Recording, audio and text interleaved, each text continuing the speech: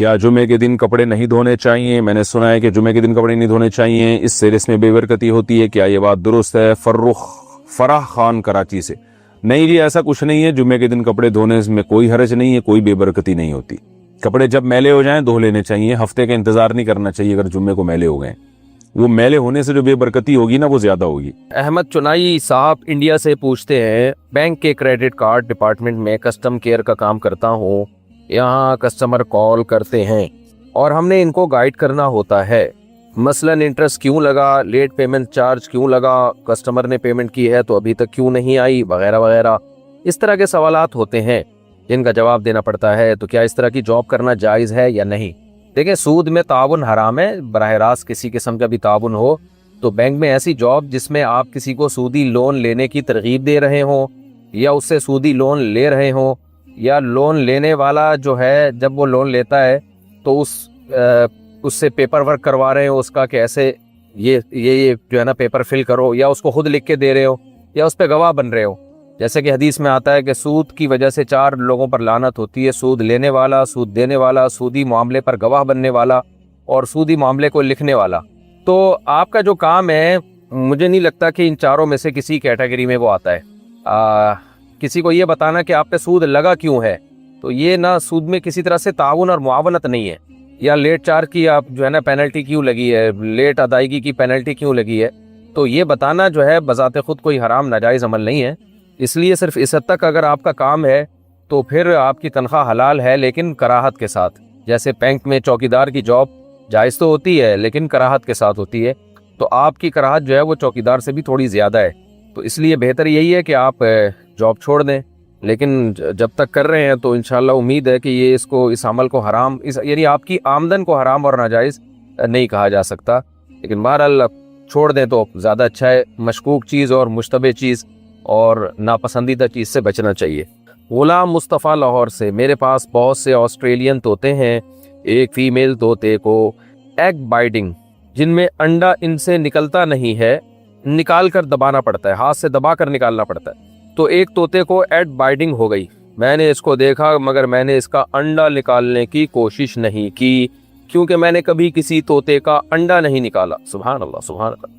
اس وجہ سے وہ طوطا اچھا طوطا نہیں طوطی ہے، سوری، میں بھی حیران تھا طوطوں سے انڈے کہاں سے نکل رہے ہیں۔ وہ طوطی مر گئی، کیا مجھے اس کا گناہ ہوگا؟ بھائی نہیں ہوگا گناہ، اللہ تعالیٰ جو ہے بس کیا کہہ سکتے ہیں، اس میں طوطے کی مغفرت کی بھی دعا نہیں کر سکتے، بس یہ ہے کہ کوئی ہو گیا جو ہونا تھا ہو گیا، آپ اتنا ٹینشن نہ لیں۔ احسن کمال لاہور سے، اگر ایک شوہر بیوی کی اجازت کے بغیر دوسری شادی کر لے اور بیوی اس پر کیس فائل کر کے اس کو جیل میں بند کروا دے، ایسی صورت میں کیا کرنا چاہیے؟ وکیل سے رابطہ کرنا چاہیے میرے بھائی، بیوی نے غلط کیا ہے، ناجائز کیا ہے، حرام کام کیا ہے۔ احتجاج ٹھیک ہے، بیوی کو تکلیف ہوتی ہے عورت کو، لیکن یہ کام کہ اس کو صرف دوسری شادی کی بیس پہ اس کو اتنا سخت انتقام لینا، یہ تو ایک طرح سے اس کی علامت ہے کہ گویا مذہب سے ہی نفرت ہے، معاذ اللہ۔ پاکستان سے کسی نے پوچھا ہے، عورتوں کی عادت ہوتی ہے بات بات میں بد دعا دینے کی، تو کیا بد دعا واقعی لگ جاتی ہے؟ لگ بھی سکتی ہے میرے بھائی، اور یہ بھی ہو سکتا ہے نہ لگے، لیکن یہ عمل بہت برا ہے۔ عورت ہو یا مرد ہو، کسی کی بھی بد دعائیں دینے کی عادت ہو تو بہت بری بات ہے۔ نبی صلی اللہ علیہ وسلم نے فرمایا نا کہ خواتین کے بارے میں نے ان کو جہنم میں زیادہ دیکھا ہے۔ صحابہ نے پوچھا تو فرمایا کہ صحابیات نے پوچھا تو فرمایا تکثرن لان تان، یعنی بد دعائیں اور یہ اس طرح کے نازیبہ کلمات زیادہ کہتی ہیں۔ تو باقی جنت میں بھی عورتیں زیادہ ہوں گی کیونکہ ان کی گروتھ ریشو ہی زیادہ ہوگا قرب قیامت میں، لیکن جو جہنم میں ہوں گی تو وہ انہی بیسس کی بیس پہ ہوں گی۔ یہ مطلب نہیں ہے کہ عورتیں زیادہ جہنم میں جائیں گی، بلکہ جنت میں بھی عورتیں زیادہ ہوں گی، جہنم میں بھی زیادہ ہوں گی، لیکن جو جائیں گی جہنم میں تو اس کی ایک دیگر وجوہات میں سے ایک بڑی وجہ کیا ہے؟ بد دعاؤں کی کثرت۔ اس لیے بد دعائیں نہیں دینی چاہیے، اور آپ کو کام بھی ایسا نہیں کرنا چاہیے کہ جس سے بیگم بد دعا دے۔ پاکستان سے کسی نے پوچھا ہے کہ دولت عورت کے نصیب کی ہوتی ہے اور اولاد مرد کے نصیب کی، اس بات میں کتنی حقیقت ہے؟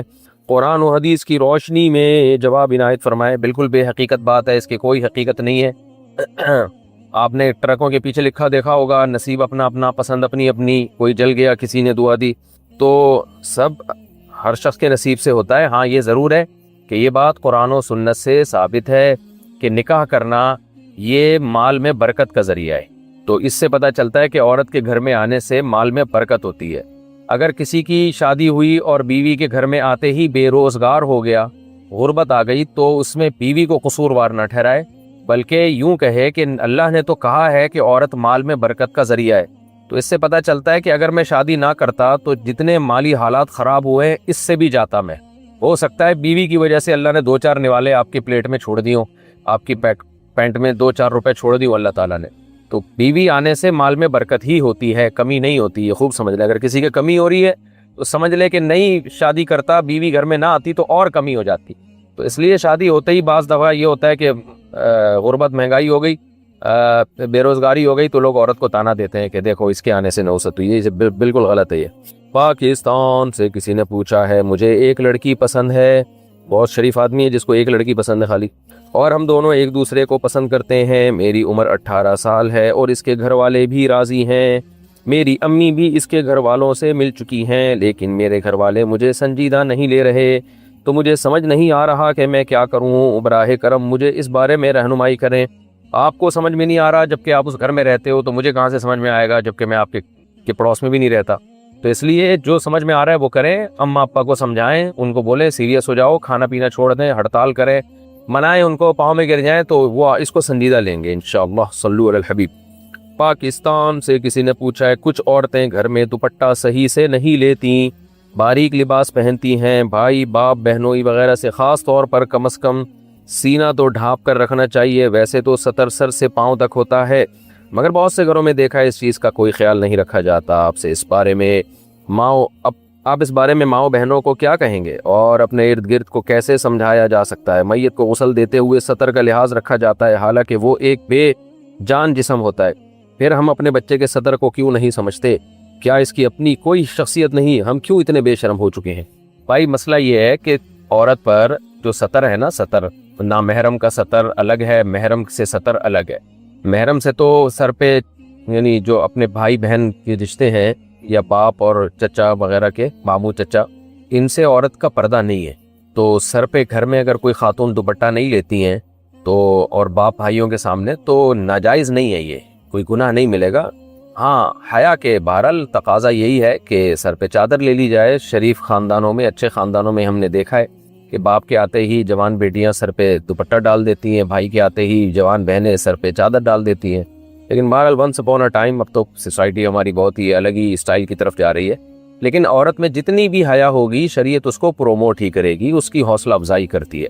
تو اس لیے ہمارے کلچر ہمیں اپنے گھروں میں ایسا بنانا چاہیے کہ گھر کے اندر بھی خواتین پراپر ڈریس پہنے اور پورے کپڑے پہنے. وہ جیسے مردوں کے کپڑے پورے ہوتے ہیں, چٹی بنیان میں نہیں گھوم رہے ہوتے گھر کے اندر, تو خواتین بھی پراپر ڈریس پہنے. اسی کو پروموٹ کرنا چاہیے. باقی فرض پردہ کتنا ہے وہ میں نے بتا دیا آپ کو کہ سر پہ چادر لینا اپنے محرم مردوں کے سامنے عورت پہ فرض نہیں ہے. کلائی کھول سکتی ہے اپنے محرم مردوں کے سامنے. البتہ جو بہنوئی وغیرہ ہیں, دیور ہے, بہنوئی ہے, یہ تو نامحرم ہے, ان سے تو عورت کا پردہ ہے, ان سے تو پورا جسم چھپانا فرض ہے. ان کے سامنے آ کے بے محابہ ہو کے بیٹھ جانا یہ تو بالکل ناجائز ہے. تو اس لیے اس پر بات کرنی چاہیے اور خواتین کو محبت سے سمجھانا چاہیے کہ یہ ٹھیک عمل نہیں ہے. کیا نماز جنازہ کی دعائیں موبائل سے دیکھ کر پڑھ سکتے ہیں؟ نہیں پڑھ سکتے. موبائل کوئی بھی تحریر نماز میں دیکھ کر نہیں پڑھ سکتے. تو نماز جنازہ کی دعا یاد نہیں ہے تو اللہم اغفر لی اتنا پڑھ لیں, اللہم اغفر ہو اتنا پڑھ لیں, کافی ہے. پاکستان سے کسی نے پوچھا ہے, گھر میں غصے کی حالت میں بات پر اپنی بیوی یا بیٹے کو بہو کے سامنے گالیاں دینا کیسا ہے؟ میرے والد صاحب اس طرح کرتے ہیں. بھائی نہیں دینی چاہیے, بہت برا عمل ہے بھائی. اور اماں کو بھی سمجھائیں کہ ایسا کوئی کام نہ کیا کریں جس سے ابا گالیاں دینا شروع کر دیں. شاید ابا نے معین اختر کا پروگرام دیکھا ہوگا, میرا خیال ہے انور مقصود نے معین اختر سے پوچھا تھا آپ کے ماموں کیا کرتے ہیں, انہوں نے کہا بات پر گالیاں دیتے ہیں. تو حالات بعض دفعہ انسان کو ایسا بنا دیتے ہیں. بہرحال اچھا کام نہیں ہے. ابا کو محبت سے سمجھا دیں, سمجھ جائے ٹھیک ہے, نہیں سمجھائیں تو آپ کی اماں خود ہی سمجھا دیں گی, آپ بیچ میں نہ پڑیں. ابا اماں کے معاملات میں زیادہ اولاد کو زیادہ نہیں فری ہونا چاہیے, اس سے اور مسائل کم ہونے کے بجائے بڑھ جاتے ہیں.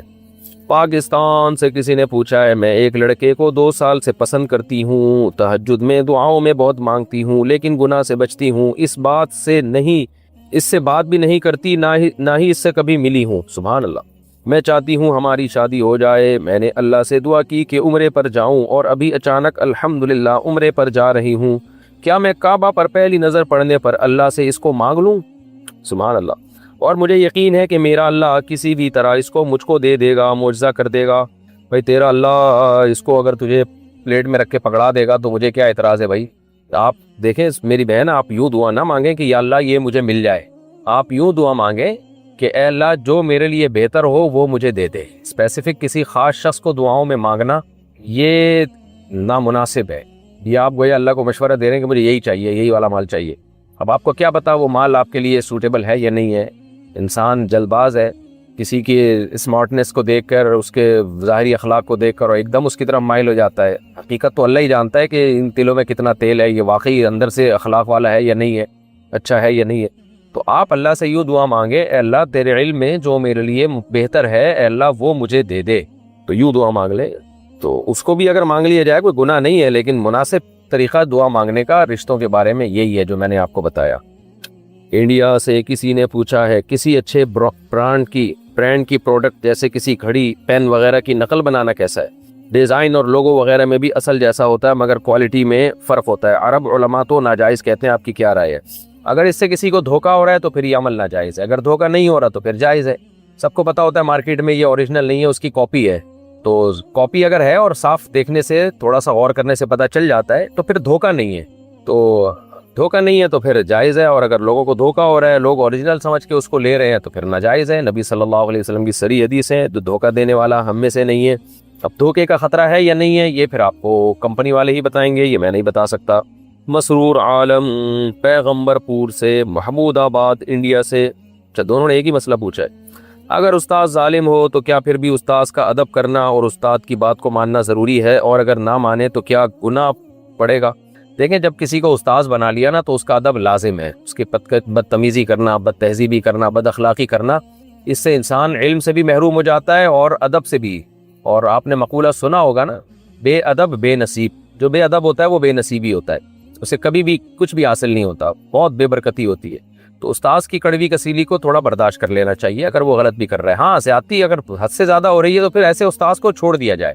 یہ نہ کیا جائے کہ اس سے بدتمیزی, بد تہذیبی. بعض دفعہ واقعی بعض استاذ ایسے کرتے ہیں, ہر وقت ایک طالب علم کو ٹاؤنٹنگ کرتے رہیں گے, اس کو طنز کرتے رہیں گے چلتے پھرتے, اس سے وہ بہت زیادہ ڈپریشن میں جاتا ہے. مارتے ہیں بلا وجہ, اور بعض جگہوں تو بے تحاشا مارا جاتا ہے. تو ایسا کوئی واقعی ظلم ہو رہا ہو تو پھر جو ہے اس میں پھر یہ کرنا چاہیے کہ پرچی پہ لکھ کے دے دیا جائے الگ سے کہ بھئی آپ جس طرح کر رہے ہیں مجھ سے یہ چیز برداشت نہیں ہو رہی ہے, میں بہت سینسیٹیو ہوں, تو مجھ سے کائنڈلی اس کا خیال کریں. تو ہم نے دیکھا ہے کہ بعض دفعہ ٹیچر کو ایسی بات لکھ کے دے دی جائے تو وہ خیال کرنا شروع کر دیتے ہیں. لیکن اگر پھر بھی خیال نہیں کر رہے تو پھر چھوڑ دیا جائے, پھر وہاں سے آپ کہیں اور موو کر جائیں, بدتمیزی نہ کریں آپ, پھر کہیں اور موو کر جائیں. ایسے موقع پہ والدین کو بھی چاہیے کہ اپنے بچے کا جو ہے نا پھر وہ ساتھ لیں. بعض دفعہ بعض ٹیچر بہت مارتے ہیں, پیٹتے ہیں, بچہ ماں باپ کے سامنے آ کے روتا ہے کہ میرے نیل پڑے ہوئے ہیں, لیکن ماں باپ بچے کو سپورٹ نہیں کرتے. بعض غریب گھرانوں میں ایسا دیکھا ہے ہم نے, بچہ بہت اس سے بہت بد اخلاق بھی بن جاتا ہے. تو وہی ایسی صورت میں جو ہے نا ٹیچر کو سمجھانا چاہیے کہ آپ کیا کر رہے ہو, ہم نے آپ کو ٹارچر سیل کے لیے تھوڑی یہاں بھیجا ہے کہ ٹارچر سیل کھولا ہوا ہے آپ نے. تو آپ اعتدال کے ساتھ پنشمنٹ بھی کریں, سب کچھ ہے, لیکن حد سے زیادہ نہیں. حد سے زیادہ ہو رہا ہے, سمجھانے کے بعد بھی باز نہیں آ رہے, تو ٹیچر کے ساتھ بدتمیزی نہ کریں, ٹیچر کو چھوڑ دیں, آپ کہیں اور جائیں پڑھنے کے لیے. احمد سعید پاکستان سے, میرا سوال یہ ہے کہ کفر و شرک اگر اعلانیہ ہوا ہو تو اس کی اعلانیہ توبہ کرنا فرض ہے یا بہتر عمل ہے؟ یعنی اگر اعلانیہ توبہ کے بغیر توبہ قبول ہوگی یا نہیں, اور کفر کی کون سی بات میں سر ہلا دینے سے بھی کفر ہو جاتا ہے؟ بھائی کفر اگر سب کے سامنے کیا ہے تو جن کے سامنے کیا ان کے سامنے اعلان کر دیا جائے کہ مجھ سے یہ غلطی ہوئی تھی, کیونکہ جب اعلانیہ کوئی چیز ہوتی ہے تو پھر اس کے توبہ کی شرط یہ ہے کہ اعلانیہ ہی توبہ ہو. باقی اگر کوئی چھپ کے توبہ کرے تو اللہ قبول کر لے تو ہمیں کوئی اعتراض نہیں ہے. ہم کون ہوتے ہیں اللہ کے معاملات میں دخل اندازی دینے والے؟ توبہ تو بہرحال کر لے فوری طور پر, لیکن اس میں یہ ہے کہ اس کا جو ہے توبہ کی تکمیل بہرحال جبھی ہوگی کہ جب اعلانیہ توبہ کرے, کیونکہ اعلانیہ گناہ ہوا ہے نا. پاکستان سے, اچھا باقی یہ کہ کفر کی کون سی بات میں سر ہلا دینے سے بھی کفر ہوتا ہے؟ بھائی کسی نے صاف واضح لفظوں میں اسلام کو برا بلا کہا, پیغمبر کو معاذ اللہ برا بلا کہا, آپ نے کہا ہاں سر ہلا دیا کہ ہاں میں اس پہ ایگری ہوں, تو یہ بھی کفر ہی ہے. باقی مجھے آپ تھوڑے سے وہمی ٹائپ کے آدمی لگ رہے ہیں, تو اپنا خیال رکھیں آپ, ایسا نہ ہو ان چیزوں میں زیادہ پڑھنے سے آپ کی اوپر کی سیٹنگ تھوڑی سی کہیں آؤٹ نہ ہو جائے. پاکستان سے کسی نے پوچھا ہے, میری ایک رشتہ دار بیمار تھی, کچھ دن ہسپتال میں داخل رہی, پھر انتقال ہو گیا, بیماری کے دوران نمازیں نہیں پڑھ سکی, ان کی نمازوں کا کیا ہوگا؟ بس انہوں نے وصیت نہیں کی ہے تو بس چھوڑ دیں, ان کو دعائیں مغفرت کر لیں, کچھ صدقے کی اللہ توفیق دے دے تو ان کی طرف سے صدقہ کر دیں. اب جو ہوگا وہ تو آخرت میں ہی ہوگا, بس دعا مانگے اللہ ان کی مغفرت کرے. محمد ریان پنجاب سے، کیا جھنڈے کو سلامی دینا اور ترانے کے وقت کھڑے ہونا شرک ہے؟ نہیں بھائی، اس کا شرک سے کوئی تعلق نہیں ہے۔ آج کل ویسے ہی لوگوں میں اپنے ملکوں سے محبت نہیں، غیر مسلم کنٹریز میں اپنے ملکوں سے بہت زیادہ محبت ہے، اس کی وجہ سے ان کے ملک مضبوط ہیں۔ اسلامی ملکوں میں لوگ اپنے ملک سے محبت نہیں کرتے، اس کا نتیجہ یہ نکلتا ہے کہ اسلامی کنٹریز کمزور ہوتے چلے جا رہے ہیں۔ تو اسلامی ملک اگر کوئی ہو تو اس کو تو زیادہ پروٹوکول دینا چاہیے تاکہ ملک کی حفاظت ہو، تو حفاظت ہوگی تو آگے پروگرام چلے گا، ورنہ تو بیڑا غرق ہو جائے گا۔ پاکستان سے کسی نے پوچھا ہے، جب بی بی حوا اور آدم علیہ السلام کو زمین پر بھیجا گیا تو دونوں کو ایک دن بھیجا گیا یا الگ الگ وقت، یا دونوں کے فرق سے بھیجا گیا؟ اور زمین پر آدم علیہ السلام کی شیطان سے ملاقات ہوئی ہے یا نہیں ہوئی ہے؟ اور اگر ہوئی تھی تو دونوں کے درمیان کیا باتیں ہوئی تھیں؟ یا اللہ، بہت ٹائم ہے بھائی اس بندے کے پاس۔ دیکھو، بی بی حوا اور آدم علیہ السلام کو تو اکٹھا ہی بھیجا گیا ہے اللہ نے زمین میں۔ وجہ اس کی ہے کہ اللہ تعالیٰ نے جو بیوی ہے نا اس کو صاحبہ فرمایا قرآن میں، وصاحبتہ وبنیہ، صاحبہ کہتے ہیں ساتھ رہنے والی۔ تو جو میں ایک لفظ استعمال کرتا ہوں نا، شادی ہوگی تو پھلترو کی طرح چپک گئی آپ کے ساتھ، تو آپ کے پاس اگر وسائل ہیں، اللہ نے گنجائش دی ہے، تو جہاں بھی جاؤ بیگم کو ساتھ لے کے جاؤ۔ تو یہ کیسے ہو سکتا ہے کہ اللہ تعالیٰ نے بیوی کو صاحبہ یعنی ہم سفر کہا ہو، اور آدم علیہ السلام اتنی اہم سفر پہ روانہ ہوئے کہ زمین پہ اتر رہے ہوں اور وہاں اللہ نے بیگم کو ساتھ نہ بھیجا ہو، انڈیویجولی دونوں کو بھیجا ہو کہ آپ نکل جائیں، اگلی فلائٹ سے جو ہے اماں ہوا آ رہی ہیں، یا اماں ہوا کو بھیج دیا کہ آپ پہلے چلے جائیں، پھر اگلی فلائٹ سے حضرت آدم آ رہے ہیں، ایسا کچھ بھی نہیں ہے۔ دونوں اکٹھے ہی آئے ہیں اور اکٹھا ہی دونوں کا جینا مرنا ہوا ہے۔ اور اس میں یہ لیسن بھی ہے، سبق بھی ہے کہ بھائی جب شادی ہو جاتی ہے تو بیگم آپ کے ساتھ ہی رہے گی۔ باقی شیطان سے ملاقات ہوئی، کیا گپ شپ ہوئی، یہ اس بارے میں آپ شیطان سے رابطہ کریں۔ جو آدم علیہ السلام والی بات تھی وہ میں نے آپ کو بتا دی، شیطان کی باتیں پھر شیطان زیادہ بہتر سمجھتا ہے۔ پاکستان سے کسی نے پوچھا ہے، باڈی بلڈنگ کا مقابلہ جیتنے کے لیے اسٹیرائڈ انجیکشن لینا کیسا ہے؟ دیکھیں، اسٹیرائڈ جو ہے میڈیکلی ایک بہت صحت کے لیے نقصان دہ چیز ہے، تو اب نقصان دہ چیز کا استعمال ناجائز ہے۔ اب کتنا نقصان ہوگا کس کو، کتنا نہیں ہوگا، کیا نقصان کے بعد اس کی تلافی بھی ہو سکتی ہے؟ بعض لوگ اسٹیرائڈ لیتے ہیں لیکن پھر کچھ ایسا کر لیتے ہیں کہ وہ نقصان جو ہونے والا تھا وہ نہیں ہوتا ان کو، تو یہ سب چیزیں آپ کو ڈاکٹر صاحبان اچھا بتا سکتے ہیں۔ میں تو ایک اصولی بات کر سکتا ہوں کہ اگر اس سے ایسا نقصان ہو رہا ہے کہ اس کی تلافی نہیں ہو سکتی، پھر یہ حرام اور ناجائز ہے، ایک بات۔ نمبر دو، اگر اس سے آپ دھوکہ دے رہے ہیں کسی کو تو بھی ناجائز ہے۔ دونوں باتیں نہیں ہیں تو پھر جائز ہے۔ تو اب یہ بات ڈاکٹر زیادہ اچھی بتا سکتے ہیں کہ اس میں نقصان کا پہلو کتنا ہے۔ یار محمد جیکب آباد سے، بلوچستان کا بارڈر ہم سے بہت قریب ہے، بھائی اسمگلنگ کرنی ہے تو اپنی ذمہ داری پہ کرو، میرے کندھے پہ رکھ کے بندوق نہ چلاؤ، یہ اسمگلنگ سے متعلق سوال ہے۔ میں صرف یہ بتا سکتا ہوں کہ اسمگلنگ کے نتیجے میں جو پیسہ ملتا ہے وہ پیسہ بہرحال حلال ہوتا ہے، باقی اسمگلنگ اللیگل ہے۔ یعنی آپ نے کسی دوسرے ملک سے اللیگل کوئی چیز لا کے کسی دوسرے ملک میں بیچی تو وہ چیز اگر جائز ہے، کوئی چرس، ہیروئن یا ڈرگ وغیرہ نہیں ہے، کوئی موبائل ہے، پیٹرول ہے، تو وہ اس سے جو آمدن حاصل ہوگی وہ بہرحال حلال ہوگی۔ البتہ یہ عمل غلط ہے کیونکہ اللیگل کام کر رہے ہیں آپ۔ اچھا، اب اللیگل میں بھی پھر یہ ہے کہ حقیقی معنوں میں اللیگل ہو، واقعی پابندی ہو۔ بعض دفعہ جو ملک کی گورنمنٹ ہے وہ کاغذ میں کہہ رہی ہوتی ہے اللیگل ہے، لیکن اس نے خود لوگوں کو پرمیشن دی ہوتی ہے گورنمنٹ لیول پہ، اس میں کچھ حکمتیں ہوتی ہیں۔ تو یہ سب چیزیں آپ کو سیاسی لیڈر اور جو گورنمنٹ کے جو افسران ہیں وہ زیادہ اچھا بتا سکتے ہیں کہ یہ جو بلوچستان میں اسمگلنگ ہو رہی ہے کس حد تک اللیگل ہے بھی یا نہیں ہے۔ تو یہ سب باتیں آپ وہاں کے جو بھی گورنمنٹ لیول پہ جو لوگ ہیں، جو ریلائبل لوگ ہیں، 2 نمبر لوگ نہیں، ان سے آپ پوچھیں لاء کیا اس بارے میں ہے، وہ آپ کو بتائیں گے۔ باقی میں صرف اتنا بتا سکتا ہوں کہ ایسا کوئی پیٹرول آپ جب لاتے ہیں تو اس سے آمدن جو حاصل ہوتی ہے وہ بہرحال حلال ہوتی ہے۔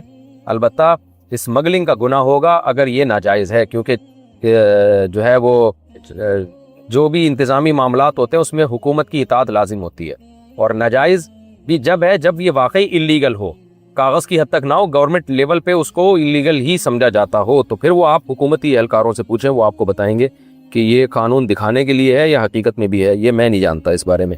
عدنان USA سے، یہاں امام صاحب وتر کی تیسری رکعت میں رکوع کے بعد دعائے قنوت اور دعائیں کرتے ہیں اور دوسری رکعت میں تشہد نہیں کرتے، تو کیا حنفی مسلک کے حساب سے وتر ہو جائے گا، وتر ادا ہو جائے گی؟ اور کیا دعا کرتے وقت نماز میں ہاتھ اٹھا سکتے ہیں؟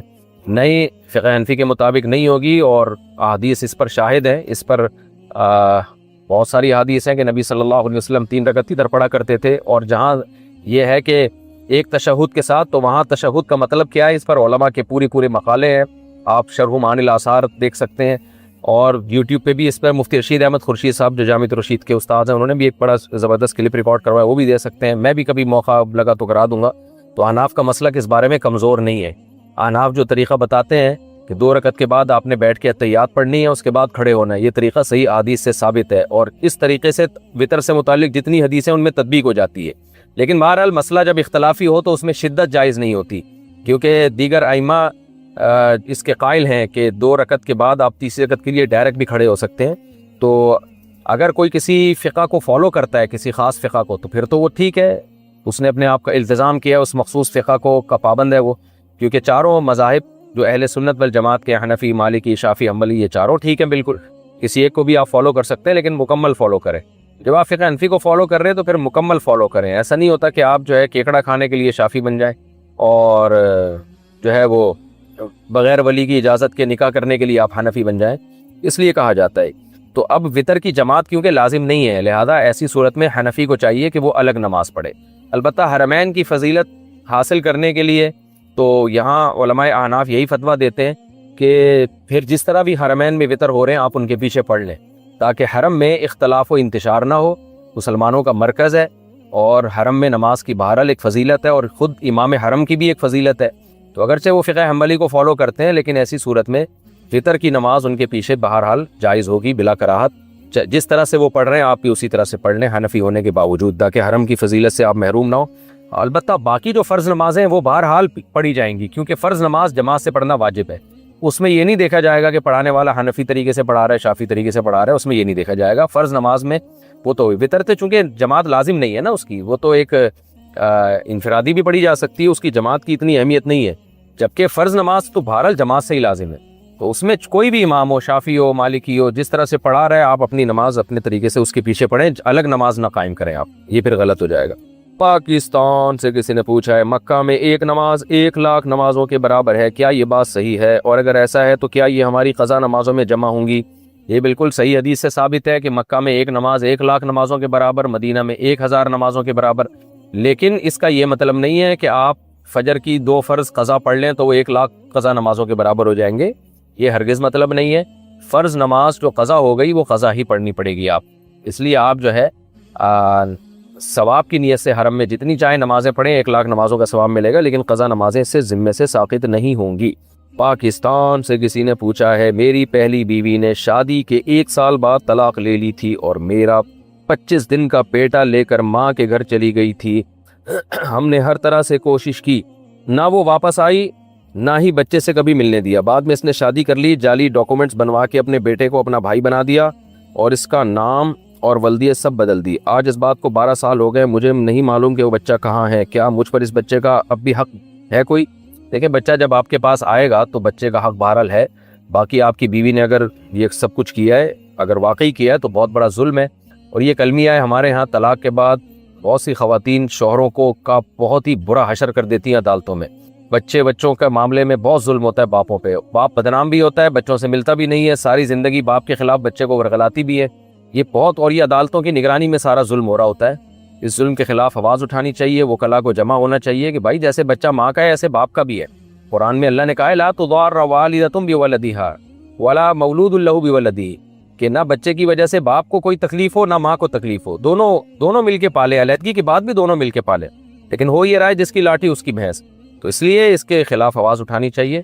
بہرحال جو ہو گیا اللہ آپ کو صبر دے، اور بچہ جب آتا ہے آپ کے پاس معافی مانگتا ہے، کیونکہ بچے پر لازم ہے کہ جب وہ بالغ ہو جائے گا اس میں سمجھ پیدا ہو جائے گی تو اس پر لازم ہے کہ وہ اپنے باپ سے ملے، آ کے بچہ پہلے آپ سے معافی مانگے آ کے کہ وہ اتنا دور آپ سے کیوں رہا ہے، بچے پر لازم ہے شرعاً، اور آپ کو بھی چاہیے کہ جب آئے تو پھر جو ہے آپ اس کے ساتھ جو ہے وہ اچھا سلوک کریں اور اپنی اولاد کی طرح اس کے ساتھ معاملہ کریں۔ نہیں آتا تو پھر آپ کی کوئی ذمہ داری نہیں ہے، پھر وہ اللہ اسی سے قیامت کے دن پوچھے گا، اس کی ماں سے بھی اور اس سے بھی۔ عام پاکستانی مسلمان مرد، واہ واہ واہ، یہ کیسا اچھا نام ہے بھائی۔ آج کل مختلف ڈیجیٹل فارمز پر خواتین یعنی بیویوں کی ذہن سازی کی جا رہی ہے کہ بیوی پر شوہر کے والدین کی خدمت واجب نہیں ہے، گھر کے کام یا شوہر کی خدمت گزاری ضروری نہیں ہے، اور اس بنیاد پر مختلف خاندانوں میں مسائل پیدا ہو رہے ہیں، طلاقیں ہوتی ہیں، بچے دربدر ہو جاتے ہیں۔ کیا ایسی صورت میں کوئی صاحب حیثیت مرد مخصوص شرائط کے تحت معاوضہ طے کر کے کسی عورت سے شرعی طور پر نکاح کر سکتا ہے؟ مثلاً میں آپ کو بطور شوہر ماہانہ اتنا معاوضہ دوں گا، لیکن اس کے بدلے آپ میرے والدین کی خدمت کریں گی، میری خدمت گزاری کریں گی، میری حکم عدولی نہیں کریں گی، میرے رشتہ داروں کا احترام کریں گی۔ اگر آپ مندرجہ بالا شرائط میں کوتاہی کریں گی تو میں آپ کو باعزت طریقے سے علیحدگی اختیار کرنے کا حقدار ہوں گا۔ نکاح اس لیے کر رہا ہوں کہ خدمت گزاری کے دوران اگر محبت کے احساس کے تحت کوئی ہم بستری وغیرہ وہ تو حرام تعلق نہ تصور ہو۔ ابے بھائی کیا ہو گیا یہ؟ برائے مہربانی اس معاملے میں رہنمائی فرمائیں۔ یہ بالکل فضول بات ہے، اس طرح کا کوئی معاہدہ عورت سے ساتھ نہیں کیا جائے گا۔ عورت پر شوہر کی خدمت یعنی اطاعت، خدمت سے مراد ہے اطاعت، جائز چیزوں میں لازم ہے، اور اس پر جو ہے میں کلپ ریکارڈ کروا چکا ہوں کہ ساس سسر کی خدمت، وہ میرا کلپ مدلل کلپ ہے اور تحریری فتویٰ بھی دلائل کے ساتھ، قرآن و سنت کے حوالوں کے ساتھ میں اس پہ ریکارڈ کروا چکا ہوں، تو وہ دیکھ لیا جائے۔ باقی یہ کہ اس بارے میں نا شریعت نے عرف کا پر مدار رکھا ہے۔ بعض گھروں میں خواتین جو ہے وہ نوکروں سے کام لیتی ہیں، بہت ہی اونچے لیول کے جو گھر ہوتے ہیں نا ان میں تو خواتین خدمت نوکروں سے لیتی ہیں، بہت بڑے بڑے جو مالدار لوگ ہوتے ہیں۔ تو آپ نے کسی ایسی عورت سے شادی کر لی جس کے ہاں سرونٹ ہیں، نوکر ہیں، کھانا بھی نوکر چاکر پکاتے ہیں، کوئی بہت ہی ویسے شاہی خاندان میں آپ نے شادی کر لی، تو اب آپ اس بیوی سے یہ کہیں کہ ہمارے گھر میں پوچھا لگائے، جھاڑو دے، میری اطاعت کرے، تو یہ پھر شوہر کی طرف سے ظلم ہوگا۔ اس لیے کہ عاشروہن بالمعروف کا مطلب یہ ہے کہ جو جس طرح کا سسٹم چل رہا ہے نا جس کے خاندان میں، اس کا بیہیویئر اسی طرح سے ہوگا۔ تو اب جس عورت کے گھر میں نوکر چاکر ہوتے ہیں اس میں تو پھر آپ کو عورت کے لیے نوکر کا انتظام کرنا پڑے گا، تو پھر اس میں یہ نہیں ہوتا کہ وہ گھر میں جھاڑو لگائے گی، برتن دھوئے گی، اس لیے کہ اس نے اپنے باپ کے گھر میں کبھی یہ کام کیا ہی نہیں ہے، اسٹینڈرڈ ان کا بہت ہائی ہے۔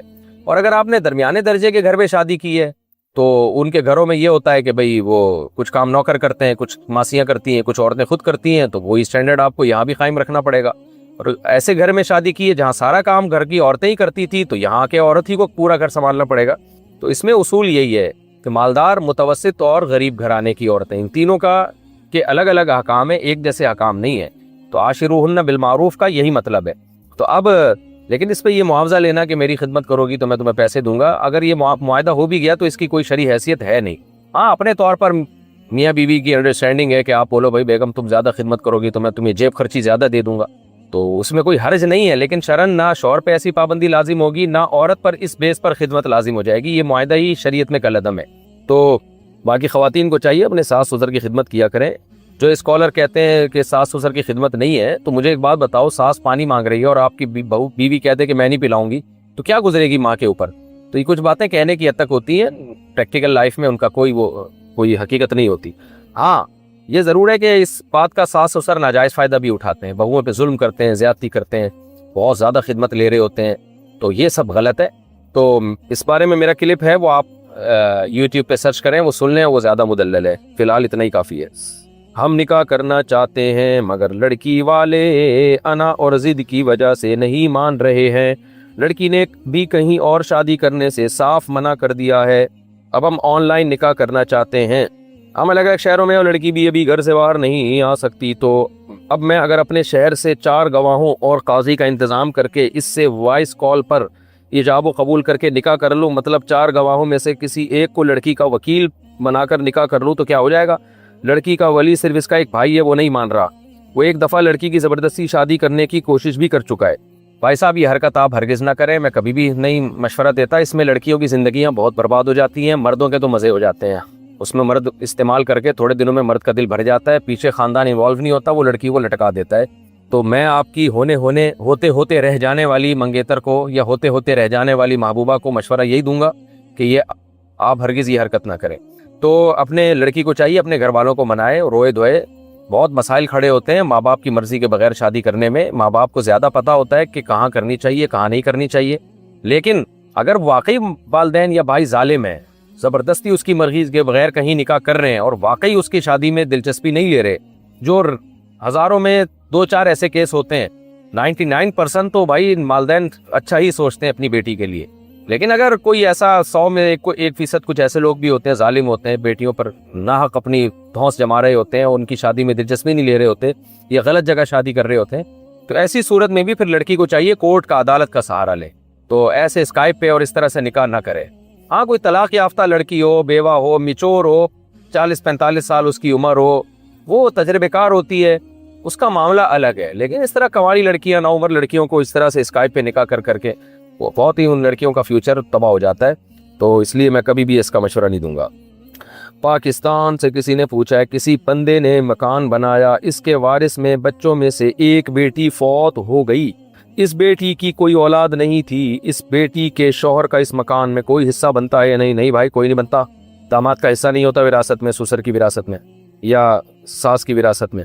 اس کے بعد بچوں میں سے ایک بیٹی, باقی بچوں کو ملے گا, داماد کو نہیں ملتا. پاکستان سے کسی نے پوچھا ہے مجھے ہر وقت نزلہ رہنے کی وجہ سے میری سانس سے بہت بری بو آتی ہے, اور جب بھی میں مسجد میں جاتا ہوں تو دوسرے لوگوں کی نماز خراب ہوتی ہے, اب میں کیا کروں؟ کیا میں گھر میں نماز پڑھوں؟ جی آپ گھر میں نماز پڑھیں. پبلک پلیسز پہ جانا اگر آپ میں اسمیل آ رہی ہے تو ٹھیک نہیں ہے آپ کے لیے. پیاز کھا کے نبی صلی اللہ علیہ وسلم نے مسجد میں آنے سے منع کیا ہے, تو نزلے کی بدبو تو زیادہ ہوتی ہے, اس کا علاج بھی کریں, اور جب تک علاج نہیں ہوتا گھر میں نماز پڑھیں. اچھا میرے بھائی, پاکستان سے کسی نے پوچھا ہے پبلک پلیس میں ٹھیلا لگا کر چیزیں فروخت کر سکتے ہیں؟ بعض جگہوں پر منع بھی ہوتا ہے, اس طرح سے ہونے والی آمدن حلال ہوگی یا حرام؟ آمدن تو حلال ہوگی, آپ ٹھیلے میں اپنی چیزیں بیچ رہے ہیں, لیکن غیر قانونی جگہ پہ کھڑے ہو کر ٹھیلا نہیں لگانا چاہیے, اللیگل کام ہے, تو اس لیے یہ نامناسب کام ہے.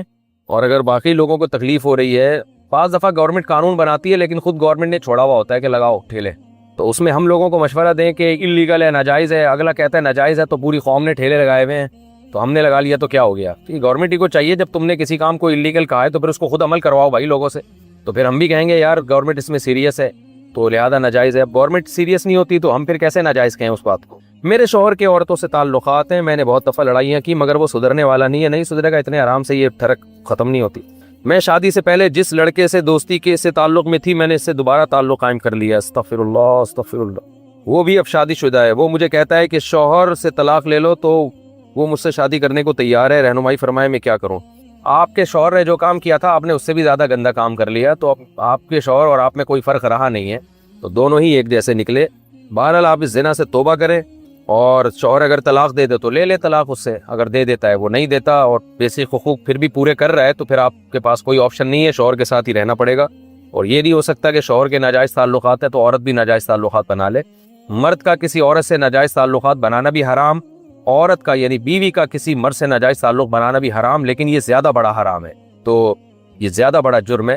عورت کا کسی غیر مرد سے ناجائز تعلق, تو دونوں جرم ہے, لیکن اسلام میں عورت کا ناجائز تعلق جو ہے نا اس کو زیادہ بڑا جرم قرار دیا گیا, کیونکہ عورت میں حیا بھی ہوتی ہے اور یہ خواہش نفسانیہ کم ہوتی ہے.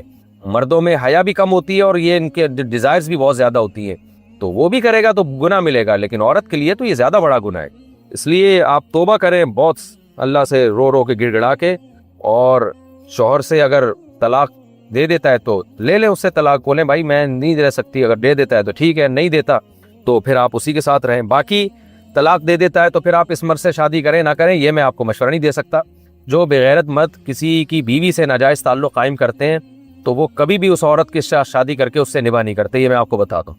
یہ جو بے شرم آدمی جس نے آپ سے فزیکل ریلیشن قائم کیا, حرام تعلق قائم کیا, یہ بے شرم انسان آپ سے شادی کر کے آپ پہ شک کرتا رہے گا کہ جو عورت اپنے شوہر کی نہیں ہے وہ میری کہاں سے ہو گئی. اتنا زج کرے گا آپ کو, اتنا ٹارچر کرے گا کہ آپ کی زندگی عذاب بن جائے گی.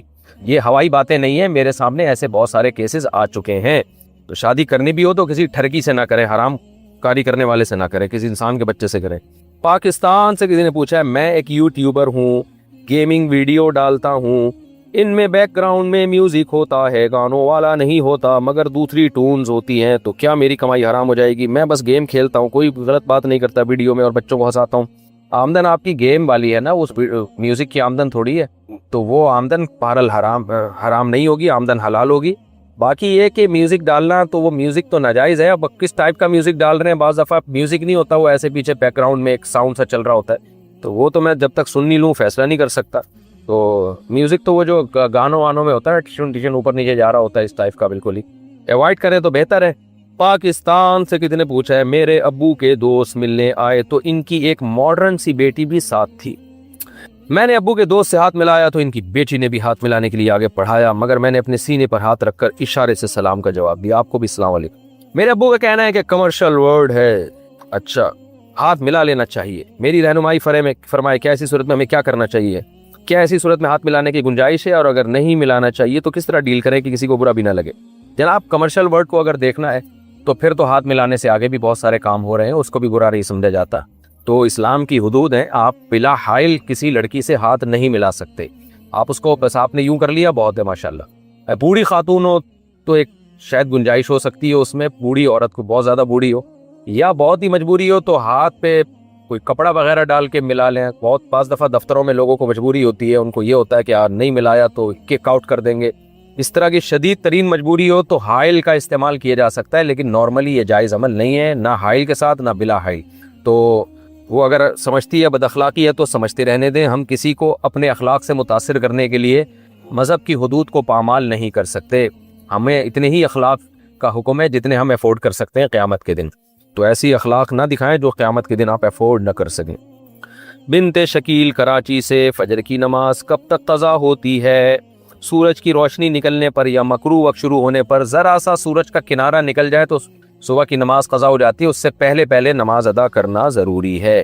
جواد حسن سیالکوٹ سے، کیا کسی سے اپنے پیسے لینے ہوں اور وہ پیسے نہ دے تو کیا اس کی کوئی چیز لے سکتے ہیں جیسے کہ بائک وغیرہ؟ اگر واقعی وہ نہیں دے رہا، حتی الامکان پورا زور لگا لیا، پوری کوشش کر لی، کسی بھی طرح سے نہیں دے رہا، تو پھر آخری درجے میں اس کی گنجائش ہے کہ کوئی بھی چیز اٹھا کے مارکیٹ میں فروخت کر کے پیسہ پکڑے، جو پیسے بچ جائے اس کے حوالے کر دیں. یا بائک رکھ لیں اپنے پاس، بولے جب تک تو پیسہ نہیں دے گا بائک نہیں دوں گا میں تجھے. زیادہ بہتر یہ ہے. محمد شفیق بلوچستان سے، اگر کسی انسان کو نماز میں رب اجعلنی دعا نہیں آتی تو اس صورت میں کوئی اور دعا پڑھ سکتے ہیں؟ کوئی بھی دعا پڑھ سکتے ہیں بھائی، البتہ وہ دعا قرآن و سنت سے ثابت ہو. پاکستان میں پوچھا، اگر نکاح ہو جائے اور اس کے بعد لڑکا اور لڑکی الگ رہیں اور لڑکا کچھ عرصے کے لیے کہیں چلا جائے یا کچھ اور مسئلہ ہو تو کیا اس طرح نکاح ختم ہو جاتا ہے، یا لڑکی کے والدین یا لڑکے کے والدین بغیر لڑکے کے جانے یہ رشتہ ختم کر سکتے ہیں؟ نہیں کر سکتے. جب تک طلاق نہیں ہوگی نکاح ختم نہیں ہوگا، جب تک شوہر طلاق نہیں دیتا. اور اگر شوہر طلاق بھی نہیں دے رہا اور بیوی کو رکھ بھی نہیں رہا اور بیوی جانے کے لیے تیار ہے تو پھر ایسی صورت میں عدالت سے نکاح ختم کرایا جا سکتا ہے. عورت عدالت میں ثابت کرے میرا اس سے نکاح ہوا ہے اور میں اس شخص کے ساتھ رہنا چاہتی ہوں. یہ نہیں کہے کہ میں نہیں رہنا چاہتی مجھے طلاق چاہیے، نہ، بلکہ وہ کہے میں رہنا چاہتی ہوں، رخصتی چاہتی ہوں، لیکن یہ آدمی نہ رکھ رہا ہے نہ طلاق دے رہا ہے، تو اس کو مجبور کریں یا تو مجھے لے کے جائے، نہیں لے کے جاتا تو مجھے چھوڑے. شوہر عدالت کو نوٹس بھیجے گی بھائی انسان کا بچہ بن جا، تیری بیوی ہے، اس کو لے کے جا، تو رخصتی کر کے لٹکایا ہے کیوں تو نے اس کو. تو اگر وہ لے کے چلا جائے تو ویل ڈن، نہیں لے کے جاتا تو پھر عدالت کہے گی چھوڑو اس کو. چھوڑتا بھی نہیں ہے تو پھر یہ تعنت ہے. تو متعنت جو ہے تعنت کے بالکل ضدی ہٹ درم ہے، تو پھر ایسی صورت میں کورٹ جو ہے وہ خود سے نکاح بھی ختم کر سکتی ہے. پاکستان سے کسی نے پوچھا، اگر کوئی شخص مذہب سے پھر جائے یا مذہب تبدیل کرنے کی باتیں کرتا ہے تو کیا اس کا نکاح ٹوٹ جاتا ہے اور دوبارہ نکاح کرنے کی کیا صورت ہو سکتی ہے؟ اور اگر وہ دین میں لوٹ آئے تو کیا دوبارہ نکاح ہو سکتا ہے؟ مذہب تبدیل کرنے کی باتیں بھی کرے گا تو کافر ہو جائے گا، کیونکہ اس کا مطلب ہے اس نے کفر کو بہت ہلکا لے لیا ہے، مشورے لے رہا ہے کہ اسلام چھوڑ دوں کہ نہیں چھوڑ دوں. تو وہ مشورے جب لے گا تو اسی وقت کافر ہو جائے گا وہ، اور اس کا نکاح ٹوٹ جائے گا. تو ایسی صورت میں اس پر لازم ہے کہ توبہ بھی کرے اپنے اس عمل سے اور نکاح بھی دوبارہ کرے. نہیں کرتا تو پھر عورت کے لیے جائز نہیں ہے کہ اس شخص کو اپنے قریب آنے دے. محمد میوات انڈیا سے، میں اپنے بیٹے کو تعلیم دلوانا چاہتا ہوں مگر میرے مالی حالات ایسے نہیں ہیں، تو کیا میں سرکار سے لون لے سکتا ہوں؟ لون لینے کی شرط یہ ہے کہ وہ میرے بیٹے کو تعلیم کے بعد جاب لگنے پر اپنی سیلری سے چکانا ہوگا. سودی لون نہیں لے سکتے آپ تعلیم کی خاطر. سودی لون لینے کی گنجائش صرف اس صورت میں ہے کہ جب آپ کی بیسک بنیادی ضرورت پوری نہ ہو رہی ہو. مثال کھانے کے لیے روٹی نہیں ہے، رہنے کے لیے کچھ جگہ بھی نہیں ہے آپ کے پاس، تو ایسی شدید مجبوری میں کوئی حلال لون نہیں دے رہا، پھر ایک مجبوری ہے. لیکن تعلیم اضافی چیز ہے، ہونی چاہیے، لیکن یہ ایسی وہ نہیں ہے کہ اس کے لیے جو ہے آپ سودی لون لینا آپ کے لیے جائز ہو جائے. بغیر کسی وجہ کے بیوی کو طلاق دینے والوں کے بارے میں اسلام کیا کہتا ہے؟ بغیر وجہ کے بیوی کو طلاق دینا، ابغض الحلال الی اللہ الطلاق، حدیث میں آتا ہے اللہ کو سب سے ناپسندیدہ چیز حلال چیزوں میں طلاق لگتی ہے. اور دوسری بات یہ کہ اپنی بیٹی بہنوں کے لیے جو سوچتے ہو، نبی صلی اللہ علیہ وسلم نے فرمایا جو دوسروں کے لیے پسند کرتے ہو اپنے لیے بھی وہ پسند کرو. جو بغیر کسی وجہ کے اپنی بیوی کو طلاق دیتے ہیں ان کو سوچنا چاہیے کہ آپ کی بہن بیٹی کو کوئی بغیر وجہ کے طلاق دے دے، اس کا گھر اجاڑ دے، تو آپ پہ کیا دل پہ آرے چلیں گے؟ تو یہ بہت ہی غیر اخلاقی حرکت ہے.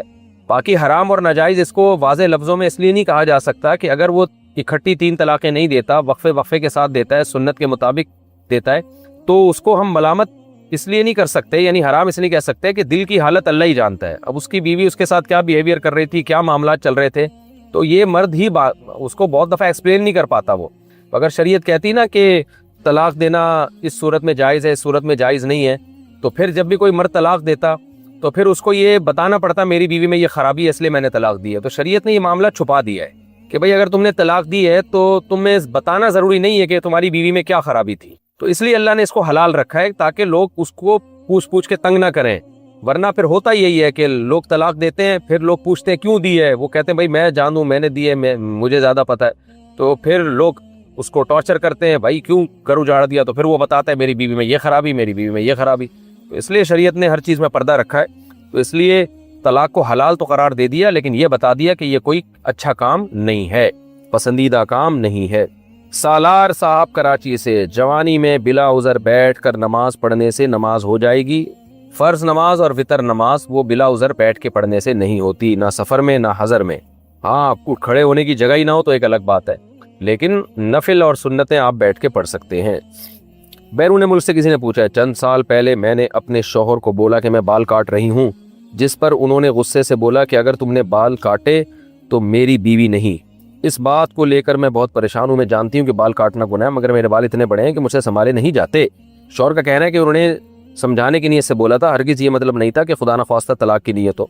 रहनुमाई फरमाया कि मैं बालों को बराबर कर सकती हूँ कि गुनाह तो नहीं मिलेगा। नहीं, इससे तलाक नहीं वाक़ई होगी। अलबत्ता बाल काटना औरत के लिए नापसंदीदा अमल है। लंबे बाल रखें आपके मियाँ, तो इसका मतलब नेचर पर है, फितरत पर है। मर्द को औरत के लंबे बाल ही पसंद होते हैं अगर वो आदमी है। अल्लाह ने औरत को लंबे बाल दिए ही जीनत के लिए, तो हाँ, नोकें बराबर करने में कोई हरज नहीं है। तो शौहर अगर बाल काटने से मना कर रहा है तो शौहर की इताअत लाजिम है औरत पर। आज हमारी ख़वातीन आज़ाद बहुत हो गई हैं, जिससे घरेलू मसाइल बहुत खड़े हो रहे हैं, गैर ज़रूरी आज़ादी। तो शौहर अगर बाल काटने की इजाज़त नहीं दे रहा तो फिर औरत पर लाजिम है शौहर की इताअत करे। हाँ, इतने बड़े हो गए हैं कि नोकें निकल रही हैं तो नीचे से बराबर किए जा सकते हैं, उसमें शौहर को खामखा में उसको टांग अड़ाने का कि नोकें भी बराबर ना करो, तो ये फिर गलत बात हो जाएगी। वज़ू करते हुए पहले पैर धोकर फिर बाकी वज़ू कर सकते हैं। क्यों भाई, तमीज़ से वज़ू करने में क्या खराबी है? पहले हाथ धो लें, कुल्ली कर लें, नाक में पानी डाल लें, तो पहले पैर धोकर बाकी वज़ू करेंगे तो सुन्नत मुअक्कदा है तरतीब से वज़ू करना, तो सुन्नत मुअक्कदा की मुखालफत होगी, और सुन्नत मुअक्कदा की मुखालफत करने वाला काबिल मलामत है। कभी कभार हो जाए तो फिर भी सवाल पैदा हो ना, कभी कभार भी क्यों हो, लेकिन अगर कोई इस तरह करता है तो फिर गुनहगार होगा, आदत बना लेता है। तो किसी इंसान की कसम खाने का इस्लाम में क्या हुक्म है? अगर इंसान की कसम खाकर तोड़ दी तो क्या कफ़ारा होगा? अल्लाह की कसम के अलावा किसी और की कसम उठाना जायज़ नहीं है, और ऐसी कसम मुनक़िद भी नहीं होती। अगर तोड़ दे तो ना कोई गुनाह है ना कोई कफ़ारा है। ज़ोहर, इशा और मगरिब के बाद की 2 नफिल में अगर सिर्फ सूरह फातिहा पढ़कर रुकू कर ले तो क्या नमाज हो जाएगी? जी नहीं, नवाफिल और सुन्नत मुअक्कदा में हर रकत में सूरह फातिहा के बाद तिलावत करना वाजिब है। बहुत से पाकिस्तानी मलेशिया में विजिट वीज़े पर जाकर छुप कर काम करते हैं, तो क्या इनकी कमाई हलाल होगी? अगर पुलिस पकड़ती है तो 150 रुपये दे के जान छुड़ा लेते हैं। देखें, कमाई का ताल्लुक इससे है कि काम क्या कर रहे हैं। अगर काम हलाल कर रहे हैं तो कमाई हलाल होगी, बेशक इल्लीगल तरीके से आए हों। अलबत्ता इल्लीगल से तरीके से रहना जायज़ नहीं है, मुआहदे की खिलाफ वर्जी है। तो पाकिस्तानियों को चाहिए कि इंसान के बच्चे बन जाएं, मुल्क को बदनाम न करें। मलेशिया में जाते हैं और दूसरे मुल्कों में स्लिप हो जाते हैं, भाई तमीज़ से जाओ यार, नहीं जा सकते तमीज़ से, कानूनी तरीके से अपने मुल्क में ही तलाश करो। अल्लाह ने फरमाया यजिद फिल अर्दी मुरागमन कसीरन वसआ, कि जो भी अल्लाह के हुक्म को फॉलो करेगा ना तो ज़मीन में उसको बड़ी वसअतें नज़र आएंगी। तो इसलिए इलीगल काम नहीं करना चाहिए, नाजायज़ है। किसी वली या सहाबी जो इस दुनिया में नहीं है, इनको किसी सूरत का सवाब हदिया करना और इनसे दुआ की दरख्वास्त करना क्या शिरक है, या इस बंदे के ईमान को कोई नुकसान होगा? जी भाई, नुकसान होगा। यहाँ बैठे बैठे दुआ की दरख्वास्तें क्यों कर रहे हैं मुर्दों से? बस सवाब पहुँचा दिया करें और उनके लिए दुआ कर दिया करें, इतना काफ़ी है। अगर यतीम बच्चा आवान हो तो क्या इसे ज़कात दे सकते हैं? भाई, सैयद को ज़कात नहीं दे सकते। सैयद जो हज़रत अली की औलाद में हो, नबी सल्लल्लाहु अलैहि वसल्लम या हज़रत फातिमा की औलाद में हो, इनको नहीं दे सकते। बाकी सबको ज़कात दे सकते हैं। आवान का मुझे नहीं पता कि ये सादात में से होते हैं कि नहीं होते। अगर चौथी रकत में शक हो जाए कि तीसरी रकत है तो क्या करें? अगर चौथी रकत में शक हो जाए तो हदीस में आता है कि यकीन पर बिना करे। वो यकीन का मतलब कि उसको तीसरी ही समझे। तो अलबत्ता इस बात का इम्कान है कि हो सकता है चौथी हो, लिहाजा उसके बाद वो कादा करेगा, यानी बैठेगा, अत्तहियात पढ़ के खड़ा हो जाएगा। अब जब अत्तहियात पढ़ के खड़ा हो जाएगा, ये तो हो सकता है ये 5वीं रकत हो सकता है चौथी रकत हो, और उसके बाद क्या करेगा? अत्तहियात पढ़ के सद्दा साहब कर लेगा वो, तो इसकी नमाज अदा हो जाएगी। मेरे दोस्त की शादी को 7 साल हो गए हैं। अब 7 साल बाद इसको ख्याल आ रहा है कि इसने निकाह के वक्त मुंह से तो कबूल कहा था मगर शायद दिल में ना कहा हो। 7 साल तक कोई ऐसा ख्याल नहीं आया, इसका क्या हल है? इसका हल तो, असल हल तो वीडियो कैमरे में बताने का नहीं है, असल हल दिखाने का है। तबीयत से इत्तफाक कोई इसके जो वालिद साहब हैं या कोई भी बड़े इसके बुजुर्ग तबीयत इसकी धो देंगे एक दफ़ा से, तो इंशाल्लाह बिल्कुल सारे वसवसे वायरस सारे ख़त्म हो जाएंगे इंशाल्लाह। वरना आसान हल ये है कि डॉक्टर्स को दिखाएं आप, नफ्सियाती डॉक्टर को। वो भी सुना है मेडिसिन से भी मसले हल हो जाते हैं। बहरहाल یہ کوئی نفسیاتی کیس ہے.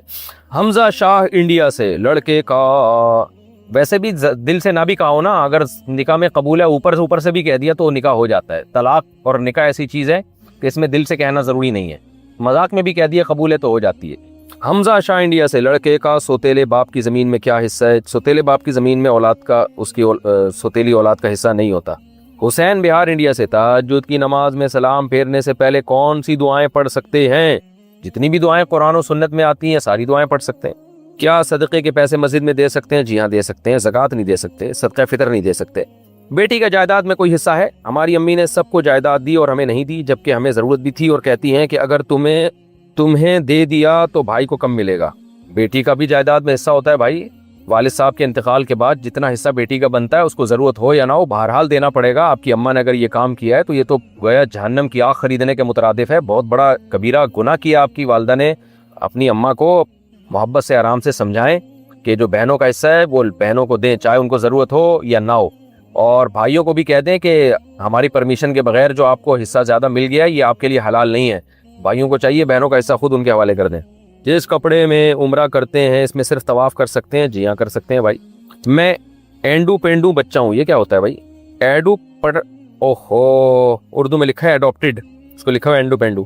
میں ایڈاپٹیڈ بچہ ہوں اور میرے اصل ماں باپ بھی ہیں. مجھے کس کے ساتھ رہنا چاہیے؟ جنہوں نے مجھے ایڈاپٹ کیا اور 16 سال تک پالا, یا ان کے ساتھ جنہوں نے مجھے پیدا کیا اور پھر چھوڑ دیا؟ لیکن جنہوں نے پیدا کیا ان کا حق بہرحال زیادہ ہے, تو آپ ان کی پرمیشن سے ان کے پاس رہ سکتے ہیں جن کے پاس رہ رہے ہیں. تو وہ اگر آپ کو بلاتے ہیں کہ اب ہمارے پاس آ جاؤ تو آپ کو جانا پڑے گا. اللہ تعالیٰ کی نظر میں جو خونی رشتے ہیں ان کی ویلیو زیادہ ہے, وہ کبھی بھی ختم نہیں ہوتے. تو آپ کے اوریجنل سچی مچی کی امی اور سچی مچی کے جو ابو ہیں وہ اگر آپ کو کہتے ہیں اب ہمارے پاس آ کے رہو تو پھر آپ پر ان کی اطاعت لازم ہوگی.